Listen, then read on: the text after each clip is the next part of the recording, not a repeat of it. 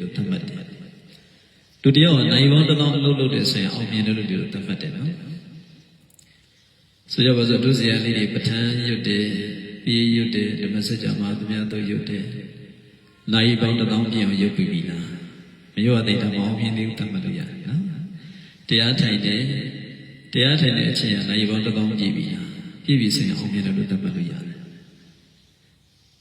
တချို့ကလေးတွေအဲ့လိုပဲနိုင်ပေါင်းတစ်သောင်းပြည့်အောင်ဆိုတနေ့မှာသူကအလုံးမလုံးတဲ့အချိန်ပဲရှိအောင်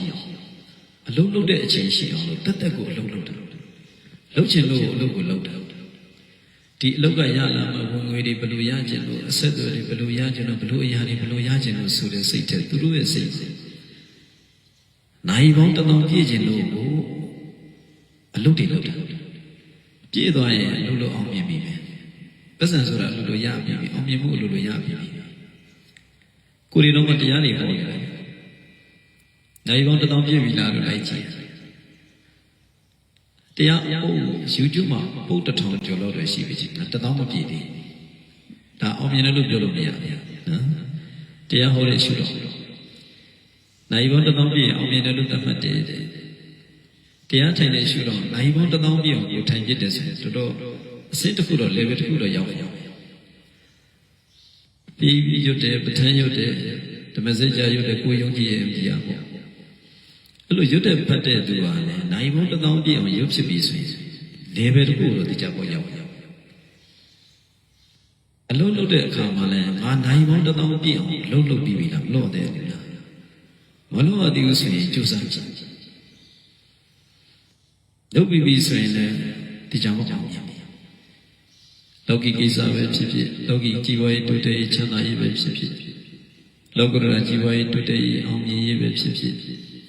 အပြည့်စုံပတ်တဲ့ဖြစ်တဲ့တရားဓုတရားနဲ့ရဖို့ကိစ္စပဲဖြစ်ဖြစ်မြည်ရည်ကျင့်တာကျင့်လို့လို့ရင့်သွားတယ်နော်ဒါကြောင့်ဘာကျဆရာတော်ဘုရားကြီးကမိတ်တယ်ဆရာတော်ဘုရားကြီးရဲ့တရားထဲမှာဥစ္စာလို့နားလဲရတယ်ပညာဆိုတာတဲ့တူနဲ့တူမတူဘူးတဲ့တချို့ကြတော့တရားနာရတဲ့တရားဓုတရားနဲ့ရနိုင်တဲ့ပုဂ္ဂိုလ်ရှိတယ်တချို့ကြတော့စာပေအစစ်စစ်တင်ယူပြီးတော့နောက်ပိုင်းမှာတရားဓုရတဲ့ပုဂ္ဂိုလ်တွေလည်းရှိတယ်တဲ့တချို့ကြတော့နှစ်ပေါင်းများစွာကျင့်ပြီးမှအသိဉာဏ်ရင့်လာတဲ့ပုဂ္ဂိုလ်တွေလည်းရှိတယ်တဲ့တယောက်နဲ့တယောက်တော့မတူနိုင်ဘူးလို့ဆရာတော်ရည်ဒီလိုမိတ်တယ်အဲ့တော့တူတာမတူတာထားတဲ့ကိုလုံးရမယ့်အလုပ်ကိုကိုလုံးနေဖို့သာလိုတယ်တဲ့